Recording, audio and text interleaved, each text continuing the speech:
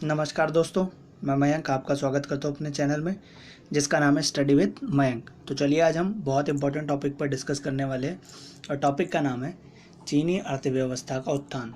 चीन की अर्थव्यवस्था का उत्थान कैसे हुआ, आज इसके बारे में हमारा जो जिक्र होगा इसी के ऊपर होगा कि चीन अर्थव्यवस्था में उत्थान कैसे हुआ और चीन भारत से 1 साल बाद आज़ाद हुआ, ठीक है, लेकिन तब भी उसने इतनी जल्दी विकास कैसे किया, उसके विकास के पीछे क्या कारण था। तो आज हम उसकी बातें करेंगे और फिर अगला टॉपिक जो होगा वो हमारे भारत और चीन संबंध होगा कि भारत और चीन के बीच में क्या संबंध है। तो इसको अभी मैं एक टॉपिक क्लियर करता हूँ, नेक्स्ट वीडियो में मैं भारत और चीन के संबंध को क्लियर करते हुए और आपको आगे बताने की कोशिश करूँगा। तो चलिए आज हम इस टॉपिक के ऊपर जानने की कोशिश करते हैं, इस टॉपिक के बारे में और अच्छी तरह से समझने की कोशिश करते हैं। अगर वीडियो अच्छी लग रही है तो प्लीज़ लाइक कीजिएगा, लाइक करके शेयर भी कीजिएगा और सब्सक्राइब जरूर कीजिएगा चैनल को, ताकि आपको हर अपडेट मिलती रहे चैनल से रिलेटेड जो भी वीडियो है और आपकी लॉकडाउन में हेल्प होती रहे इसी तरह से मैं आगे हेल्प करूँगा और पूरी एनसीईआरटी को मैं कंप्लीट कराने की कोशिश ज़रूर करूँगा। तो आ जाइए, चीनी अर्थव्यवस्था का उत्थान कौन समझते हैं। तो चीनी अर्थव्यवस्था का उत्थान अगर हम समझें तो चीन अगर हमारा पड़ोसी देश है और तीसरी सबसे बड़ी शक्ति के रूप में उभर के आया, तो पहली कौन सी है? पहली अमेरिका, दूसरी रूस और तीसरी चीन। तो इतनी महाशक्ति उदय कैसे हुआ, इस महाशक्ति का उदय क्यों हुआ? तो अगर इस महाशक्ति का उदय के बारे में जानना है ना, तो हमें 1978 में जाना होगा। कहाँ जाना होगा? 1978 में जाना होगा। कहाँ जाना होगा? 1978 में। 1978 के बाद जारी चीन में आर्थिक सफलता एक महाशक्ति के रूप में इसके उभरने के साथ जोड़कर देखा जा सकता है। आर्थिक सुधारों की शुरुआत करने के बाद चीन ने सबसे तेजी से आर्थिक वृद्धि कर रहा है। आर्थिक सुधार हुए, क्या क्या आर्थिक सुधार चीन ने किए जो उसे लगे कि अब वह विश्व पटल पर आ जाएगा। तो इम्पोर्टेंट चीन ने सुधार क्या किए, देखिए 2040 तक वह दुनिया के सबसे बड़ी अर्थव्यवस्था बन जाएगा ऐसा माना जाता है। और आज आप देख सकते हैं ना, कोरोना काल में सबको कोरोना बीमारी देकर चीन क्या कर रहा है? एंजॉय कर रहा है खुद के केस छुपा के 33 मिलियंस WHO को देकर उसका मुंह बंद करके। तो मतलब समझ रहे हैं ना, व्यवस्था अमेरिका की हालत ख़राब कर दिया है। तो हो सकता है कि 2014 तक आते आते 2040 तक आते आते चीन सबसे बड़ी अर्थव्यवस्था के रूप में उभर कर सामने है।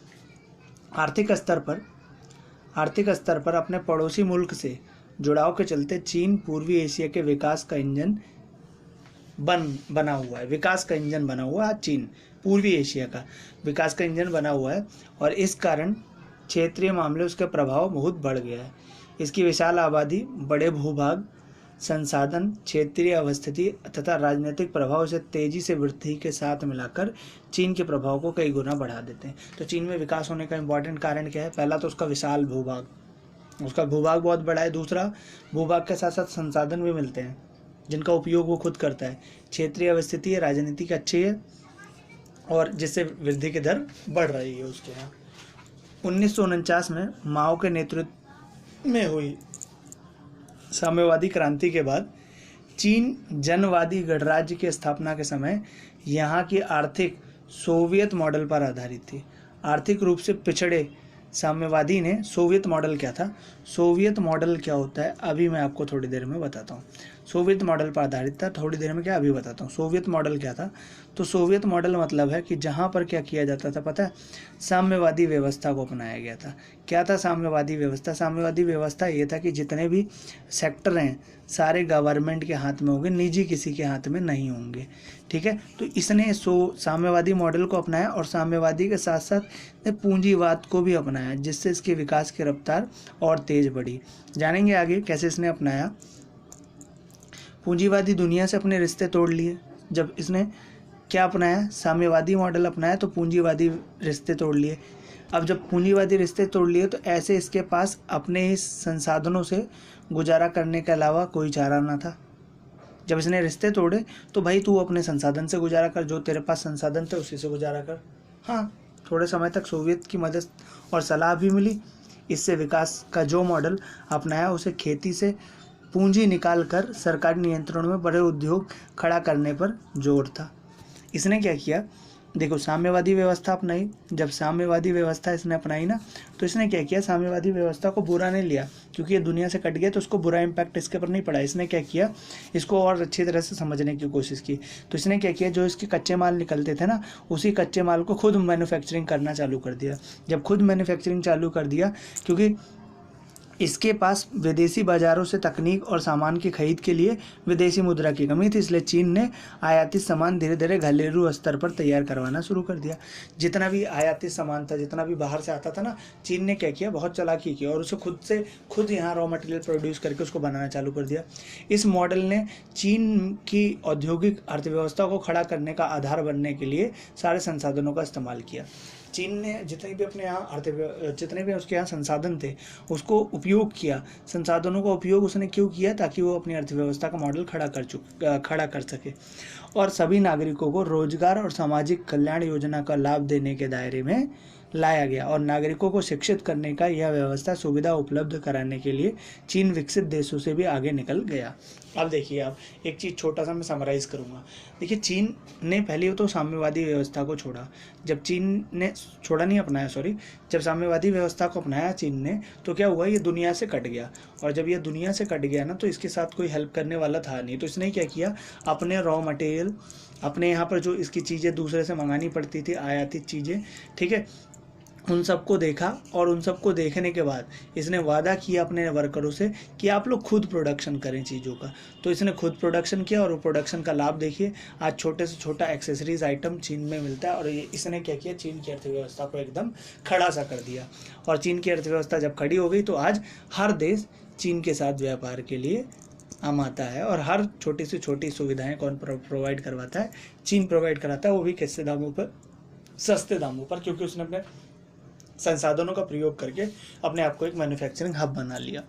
अब उसके बाद क्या किया गया, और ये सारे से इस्तेमाल करके पता है क्या किया इसने, अमेरिका से आगे निकल गया। कैसे निकल गया आगे भाई, लाभ देने में अपने नागरिकों को, जैसे सामाजिक सुविधा का लाभ देने में दायरे में अमेरिका से क्या निकल गया, ये आगे निकल गया।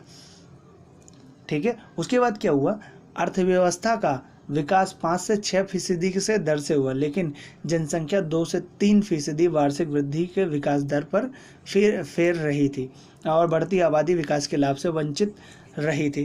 देखो भाई, आज आप जानते हैं कि विश्व में सबसे ज़्यादा जनसंख्या कहाँ है, चीन में है। तो लेकिन अगर चीन में ये जो व्यवस्था चल रही है ना, तो चीन में व्यवस्थाएं जो चल रही थी, इन व्यवस्थाओं को ख़त्म किया गया। कैसे ख़त्म किया गया, चीन में चल रही व्यवस्थाओं को क्या किया, इन्होंने देखा कि हमारी जो बढ़ोतरी दर है वो 5 से 6%, लेकिन जनसंख्या भी 2 से 3% बढ़ रही है, जो कल को हमारे गले की हड्डी साबित होगी। तो इन्होंने क्या किया, एक पॉलिसी लागू की, जिसे 1 चाइल्ड पॉलिसी कहते हैं। क्या कहते हैं, 1 चाइल्ड पॉलिसी। चाइना ने लागू की थी 1 चाइल्ड पॉलिसी, एक ही बच्चे। फिर बाद में आज वहाँ पर 2 चाइल्ड पॉलिसी है, हम 2 और हमारे 2 वाली 1 चाइल्ड पॉलिसी हुई। और उसने अपने आप को कहा, वहाँ जनसंख्या नियंत्रण पर भी क्या किया, रोक लगाया। और जिसकी 2 चाइल्ड हो जाते थे, क्या होता था, उसे सज़ा दी जाती थी। किस प्रकार की सज़ा दी जाती थी चीन में, कि जैसे उसके आधार कार्ड, हमारे यहाँ होता है ना पैन कार्ड, उससे आईडी प्रूफ छीन लिया जाता है, वहाँ का चीन के नागरिकता, ताकि वो कोई लाभ ना उठा सके। इसीलिए लोग 1 चाइल्ड पॉलिसी को वहाँ फॉलो किया और जनसंख्या को बहुत क्या किया, पैदावार को नियंत्रण करने की कोशिश की। अब क्या था, जब ये जनसंख्या ने पानी फेरा, तो आबादी विकास का लाभ से वंचित रह जाती थी। और ज़्यादा आबादी क्या होती थी, विकास के लाभ से वंचित रहेगी। जैसे मैं बोलूँ भाई कि सब लोगों को शिक्षा चाहिए, लेकिन सब आपके दिल्ली पब्लिक स्कूल में सब नहीं पढ़ सकते ना भाई, सीटें लिमिटेड हैं, तो लिमिटेड ऑप्शन होता है। सरकारी पब्लिक स्कूल में सब पढ़ सकते हैं, जितने भी सरकारी होते हैं आपके, सरकारी होते हैं, और नॉर्मल जो गलियों में पब्लिक स्कूल खोल रहे सब पढ़ सकते हैं ना। तो इसीलिए ऐसी चीज़ें होती, क्योंकि हमारे यहाँ क्या होती है, संसाधनों की कमी है। और जब भी संसाधनों की कमी रहेगी, याद रखिएगा, संसाधनों की कमी के कारण हमारे यहाँ मांग जरूर बढ़ती रहती है। ठीक है, आगे चलिए इसके बारे में जानते हैं आगे। अब क्या हुआ, उन्होंने देखा और पैदावार उद्योग की पूरी ज़रूरत लायक अधिशेष नहीं दे पाती थी, जितनी पैदावार चाहिए वो उद्योग नहीं दे पा रहा था। तो इन्होंने क्या किया, इन्होंने सोवियत संघ की राज्य नियंत्रण आर्थिक संकट की चर्चा कर चुके थे। ऐसी संकट का सामना चीन को भी करना पड़ा।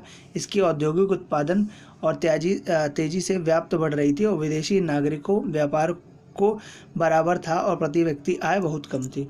विदेशी नागरिकों का जो आय थी वो व्यापार के बराबर थी और जो प्रति व्यक्ति आय थी वो बहुत कम थी, जो इसके लिए एक शोचनीय विषय था। तो इसने क्या किया, रफ्तार की जो बढ़ी है सोचनीय विषय था, इसने क्या किया, चीन के नेतृत्व में 1970 के दशक में कुछ बड़े नीतिगत निर्णय लिए।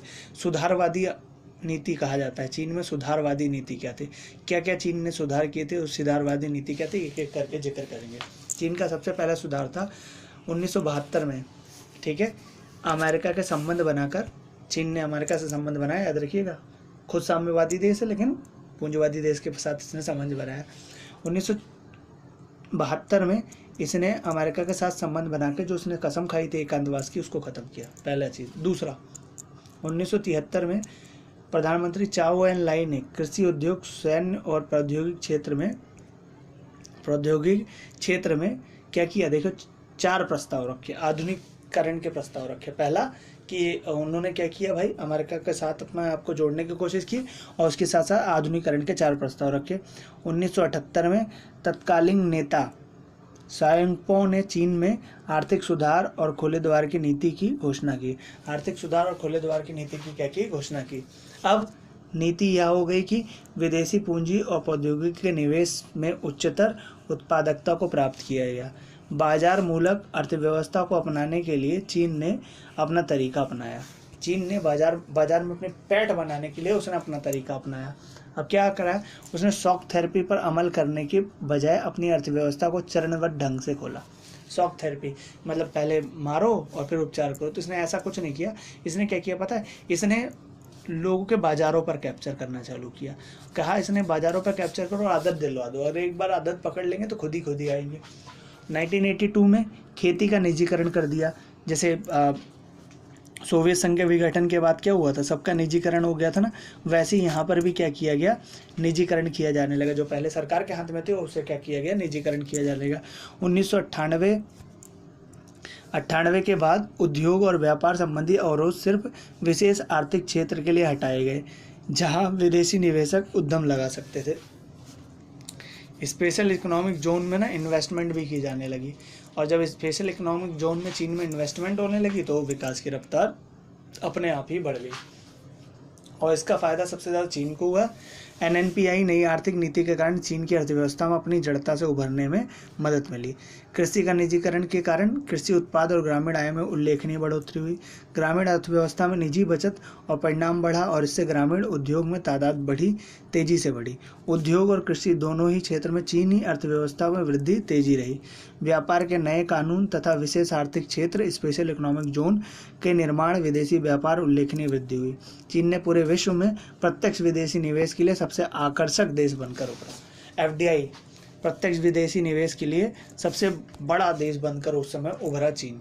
देखिए आज अमेरिका की 100 कंपनियां उत्तर प्रदेश आ रही हैं कि नहीं आ रही, क्यों? क्योंकि उस समय जितने भी लोग थे, क्योंकि यहाँ पर मैन्युफैक्चरिंग हब हो चुका था, चीपली कॉस्ट पे सब कुछ ईजिली अवेलेबल था, तो लोग चाइना में इन्वेस्ट करते थे। लेकिन धीरे धीरे चाइना से अब हटने की कोशिश कर रहे हैं, और चाइना जब देखा चीन के पास विदेशी मुद्रा का अब विशाल भंडार है, और इसके दम पर चीन दूसरे देश को निवेश कर रहा है। चीन 2001 में विश्व व्यापार संगठन में शामिल हो गया, WTO में वो चीन शामिल हो गया, और दूसरे देशों को अपनी अर्थव्यवस्था खोलने की दिशा में चीन ने कदम और बढ़ाया। अब चीन की योजना विश्व आर्थिक से जुड़ाव की ओर और गहरा करके भविष्य की विश्व व्यवस्था को मनचाहा रूप देना है।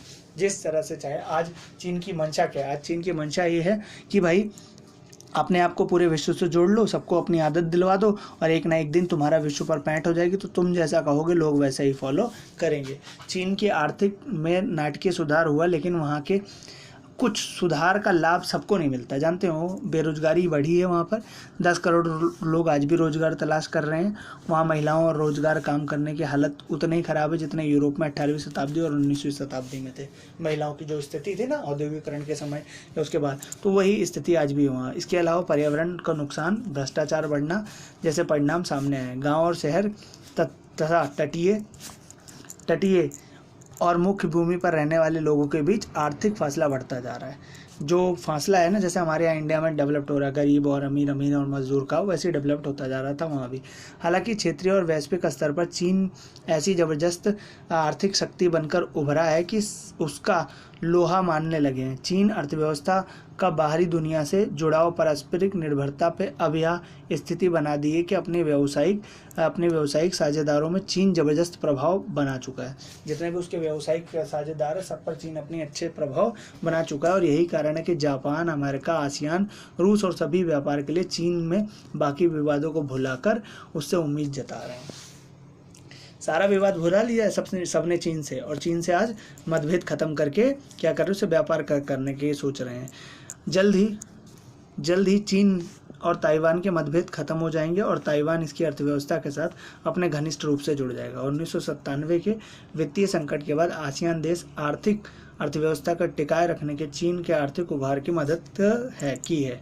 लातिन अमेरिकी और अफ्रीकी में निवेश और मदद इसकी नीतियां बताती हैं कि विकासशील देश में मामले में चीन की नई आर्थिक शक्ति के रूप में उभरा जा रहा है। विकासशील देश से वह एक विकसित देश बन गया, और आज मानना पड़ेगा लोगों को कि चीन किस प्रकार से विकसित देश की ओर सबसे आगे बढ़ रहा है, इसको कुछ नहीं कहा जा सकता। तो देखिए, एक मैंने चित्र आपको लिख के लिए लाया है।